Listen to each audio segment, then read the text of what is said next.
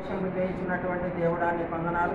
మరి సాయంకాల సమయమున తండ్రి లూజీ మేడం గారు మాకు సహాయం ఇస్తారని మోషే పాస్టర్ గారి ద్వారా మరి ఇక్కడికి వచ్చి ఉన్నారు కనుక మా బాధ కష్ట సుఖాలు చెప్పుకుని ఉన్నాం.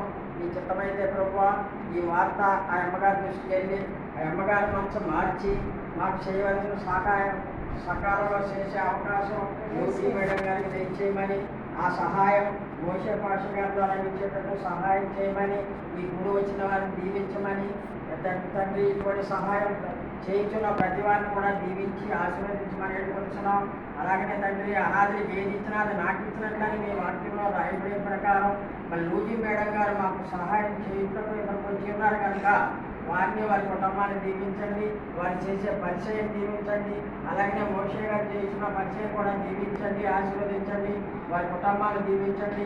ఇక్కడికి వచ్చినటువంటి బిడ్డను ప్రతి బిడ్డను కూడా దీవించి ఆశీర్వదించి మీరే మహిమ పొందమని, తిరిగి మళ్ళీ వారికి గమ్యస్థానానికి సురక్షితంగా చేర్చమని, పాపనైన నా ప్రార్థనని వారికి చేర్చుకోమని మా ప్రభువుని యేసుక్రీస్తు నామమున వేడుకొనుచున్నాము తండ్రి.